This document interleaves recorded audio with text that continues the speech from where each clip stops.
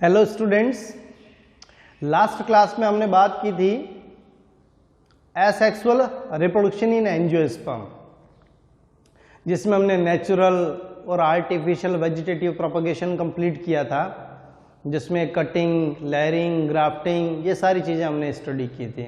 यानी कि हमने फर्स्ट चैप्टर कंप्लीट कर लिया है। अब हम आ जाते हैं सेकंड टॉपिक आपका सेक्सुअल रिप्रोडक्शन इन एंजियोस्पर्म। तो देखिए, सबसे पहले बेसिक सी चीजें हैं यहाँ पर कि सेक्सुअल रिप्रोडक्शन की जो प्रोसेस है वो एंजियोस्पर्म में किसके थ्रू होती है? तो पुष्प के माध्यम से होती है, फ्लावर के माध्यम से होती है। और इसीलिए हम इन पादपों को पुष्पीय पादप या फ्लावरिंग प्लांट के नाम से भी जानते हैं। एंजियोस्पर्म जो है उन्हें हम क्या कहते हैं? पुष्पीय पादप भी कहते हैं।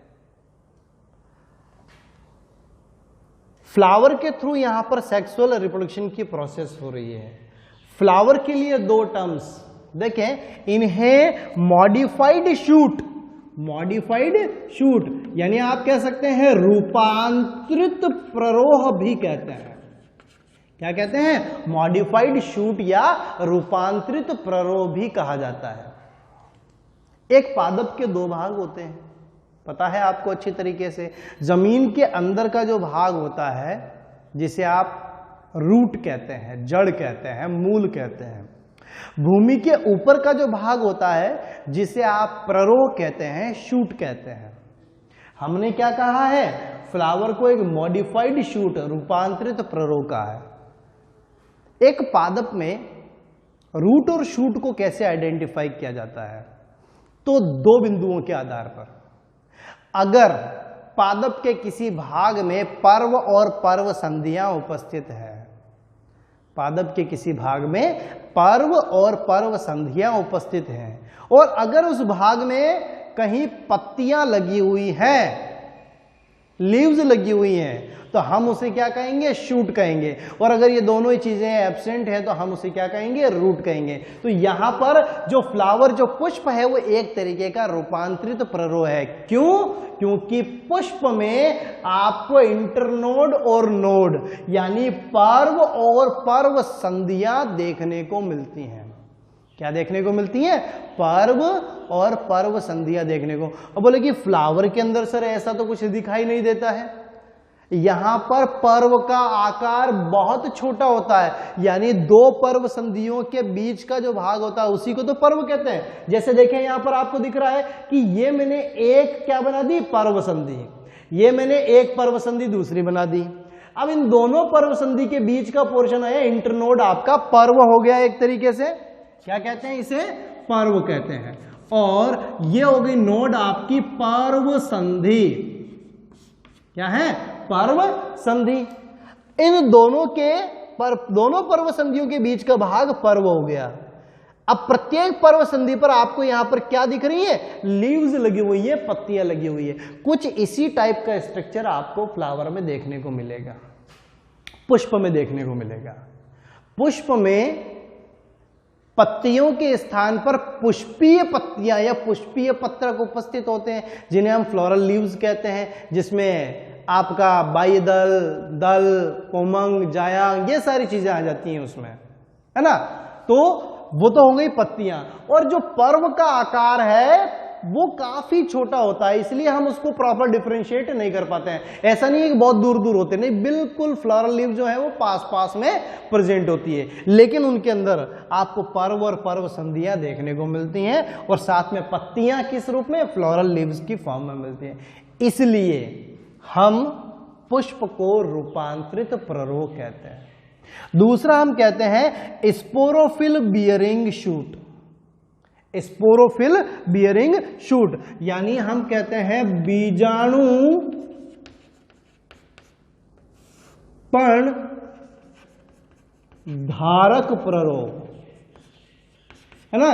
बीजाणु पर्ण धारण करने वाला जो प्ररोह है उसे भी आप यहां पर फ्लावर से संबोधित कर सकते हो। कैसे? तो यहां पर जनरली हम बताते हैं कि पादपों में जननांगों के रूप में लघु बीजाणु पर्ण और गुरु बीजाणु पर्ण उपस्थित होते हैं। पादपों में नर और मादा जन्नांग के रूप में क्रमशः लघु बीजाणु पर्ण और गुरु बीजाणु पर्ण उपस्थित होते हैं। यहां पर जो एंड्रोशियम यानी जो पुमंग, जो स्टेमिन होता है, वो एक तरीके का लघु बीजाणु पर्ण है, और जो पिस्टिल कार्पल यानी जो आपका क्या कह सकते हैं, अंडप कह सकते हैं, अंडप जो है वो एक प्रकार से गुरु बीजाणु पर्ण की भांति प्रेजेंट होता है। तो फ्लावर उन दोनों स्ट्रक्चर को होल्ड कर रहा है ना, माइक्रोस्पोरोफिल को भी होल्ड कर रहा है, मेगा स्पोरोफिल को भी होल्ड कर रहा है। इसीलिए हमने क्या कहा, स्पोरोफिल बियरिंग शूट, बीजाणु पर्ण धारक प्ररोह के नाम से उसे जाना जाता है। क्लियर? उसके बाद हम बात करते हैं, देखें स्ट्रक्चर ऑफ फ्लावर के बारे में, है ना, पुष्प की संरचना। तो पुष्प की संरचना में आप मेरे साथ साथ देखते जाइए, कोई कंफ्यूजन आपको नहीं होगा, कंफ्यूज होने की कोई जरूरत नहीं है। ये एक तने का भाग है, स्टेम है, इस स्टेम के ऊपर ये एक पत्ती लगी हुई है। अब क्या होता है, देखो कि तने से, स्टेम से जिस एक पतले व्रंत के माध्यम से पुष्प जुड़ा होता है, पुष्प जिस व्रंत से किससे जुड़ा होता है, तने से जुड़ा हुआ होता है, उसे हम क्या कहते हैं, उसे हम पुष्प व्रंत या पेडिसल कहते हैं। पेडिसल कह दीजिए, पुष्प व्रंत कह दीजिए, एक ही बात है। ये जो पुष्प व्रंत है ये ऊपर की ओर जाकर एक चौड़े भाग का निर्माण कर रहा है। इस चौड़े भाग को क्या कहते हैं, तो इसे हम कहते हैं पुष्पासन या थैलेमस।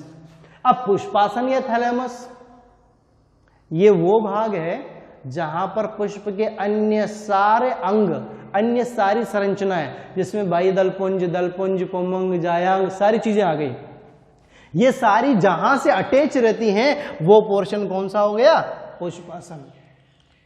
तो पुष्प जिस पतले व्रंत की सहायता से, पुष्प जिस पतले व्रंत की सहायता से तने से जुड़ा रहता है, उसे पुष्प व्रंत कहते हैं। यह पुष्प व्रंत ऊपर की ओर कुछ ब्रॉड पोर्शन का फॉर्मेशन करता है, जिसे हम क्या कहते हैं, पुष्पासन कहते हैं। अब ये जो पुष्पासन है, इस पुष्पासन पर सारे अंगक लगे हुए रहते हैं, और कितने अंगक होते हैं, कितनी तरह के चक्र होते हैं। तो आप कह सकते हैं एक पुष्प में 4 भाग या 4 चक्र पाए जाते हैं। वो कौन कौन से, बाह्य दलपुंज, पुमंग और जायांग, जिन्हें हम यहां पर कह रहे हैं कैलिक्स, कोरोला, एंड्रोशियम और गाइनोशियम, है ना। कैलिक्स का मतलब बाह्य दलपुंज, कोरोला का मतलब दलपुंज, एंड्रोशियम का मतलब पुमंग और गाइनोशियम का मतलब जायांग। अब देखें सबसे बाहर की तरफ आपको क्या मिलता है, सबसे बाहर की तरफ आपको हरे रंग की पर्ण के समान, पत्ती के समान संरचना देखने को मिल रही है, जिसे हम कहते हैं बाह्य दलपुंज। क्या कहते हैं, बाह्य दलपुंज के नाम से जाना जाता है। और ये जो बाह्य दलपुंज है, इस बाह्य दलपुंज का एक यूनिट, एक इकाई या सिंगुलर वर्ड की अगर बात करें, एक वचन की बात करें, तो इसे हम कहते हैं बाह्य दल।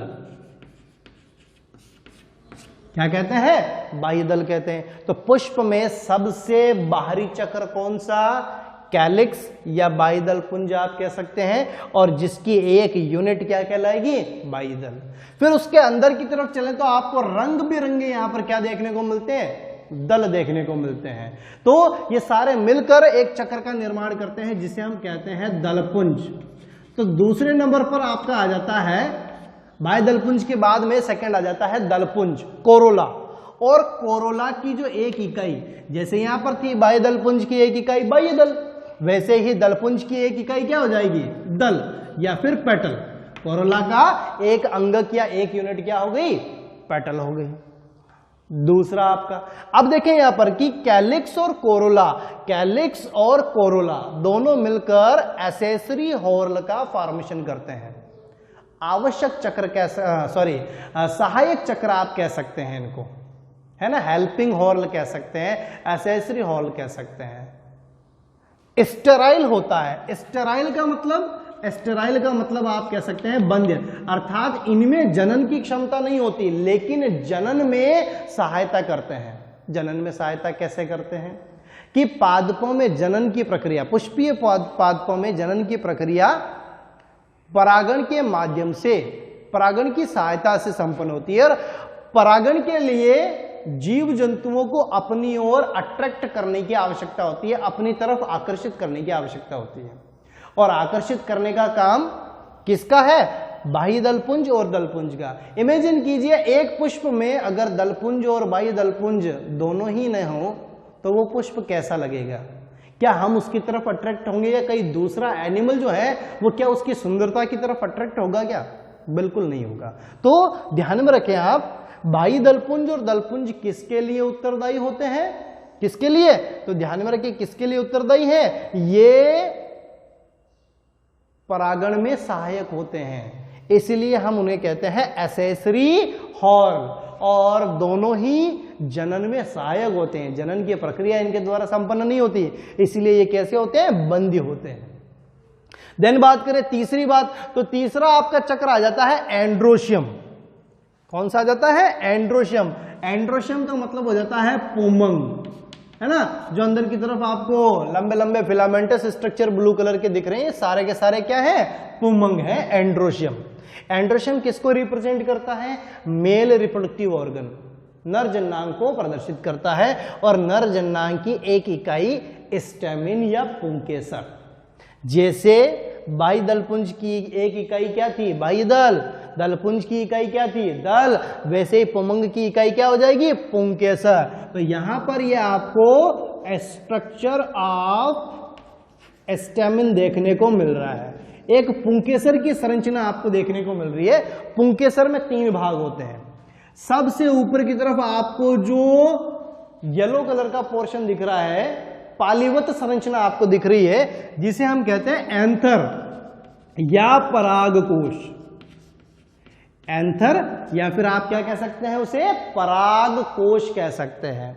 परागकोश में जो ये परागपालियां है, ये परागपालियां एक संयोजी उत्तक के माध्यम से आपस में जुड़ी हुई होती हैं, जिसे हम कहते हैं योजी। क्या कहते हैं? योजी या कनेक्टिव कहते हैं। और कनेक्टिव के साथ में आपको ध्यान में रखना है, एक नीचे की तरफ तंतु जुड़ा हुआ रहता है, जो एट लास्ट किससे अटैच होता है? तो थैलेमस से अटैच होता है, जिसे हम कहते हैं पुतंतु। तो एक पुंकेसर की संरचना में कितने भाग दिखाई देते हैं? 3 भाग दिखाई देते हैं, परागकोश, योजी और पुतंतु। चौथी बात कर लेते हैं हम कि अंदर की तरफ सबसे इनरमोस्ट जो है आपका होता है गायनोशियम। और गायनोशियम को आप कहते हैं यहां पर जायांग। जायांग किसको प्रदर्शित करता है? मादा जननांग को प्रदर्शित करता है। और इसकी एक इकाई क्या कहलाती है? अंडप या स्त्रीकेसर कहलाती है। अंडप या आप क्या कह सकते हैं? स्त्रीकेसर कह सकते हैं। और जिस प्रकार से एक स्टेमिन के 3 भाग होते हैं, उसी प्रकार से एक स्त्रीकेसर के भी आपको कितने भाग मिलेंगे? 3 भाग मिलेंगे। देखिए कौन कौन से? सबसे ऊपर की ओर आपको मिलता है वर्तिकाग्र, फिर आपको मिलता है ट्यूब लाइक स्ट्रक्चर, नलिका रूपी संरचना, वर्तिका। और सबसे नीचे की ओर जो फुला हुआ भाग है, इस भाग को हम कहते हैं अंडाशय। तो फ्लावर के स्ट्रक्चर में स्टेमिन में 3 भाग हुए, और आपके कार्पल या पिस्टल के स्ट्रक्चर में भी 3 भाग। सबसे ऊपर का जो ब्रॉड पोर्शन है, ये वाला भाग, इसे हम क्या कहते हैं? स्टिग्मा कहते हैं। फिर ये जो आपको पतला ट्यूब लाइक स्ट्रक्चर दिख रहा है, इसे हम क्या कहते हैं? स्टाइल यानी वर्तिका कहते हैं। और सबसे नीचे की तरफ जो आपको पोर्शन दिख रहा है फूला हुआ, इसे हम कहते हैं अंडाशय। और अंडाशय में आपको बहुत सारे ओव्यूल यानी बीजांड देखने को मिलेंगे। इसी प्रकार से परागकोश में आपको बहुत सारे परागकण देखने को मिलते हैं। तो जिस प्रकार से बाह्य दलपुंज और दलपुंज दोनों मिलकर सहायक चक्र का निर्माण करते हैं, उसी प्रकार से एंड्रोशियम और गायनोशियम यानी पुमंग और जायांग मिलकर जनन चक्र या आवश्यक चक्र का निर्माण करते हैं। और एंड्रोशियम और गायनोशियम दोनों कैसे होते हैं? फर्टाइल होते हैं यानी जननक्षम होते हैं, जबकि कैलिक्स और कोरोला दोनों कैसे होते हैं? स्टेराइल होते हैं, बंध्य होते हैं, जनन की क्षमता नहीं रखते हैं। इस प्रकार से एक पुष्प में कितने चक्र पाए जाते हैं? 4 चक्र उपस्थित होते हैं। कौन कौन से? Calyx, Corolla, androecium, gynoecium. बाह्य दलपुंज, दलपुंज, पुंमंग और जायांग।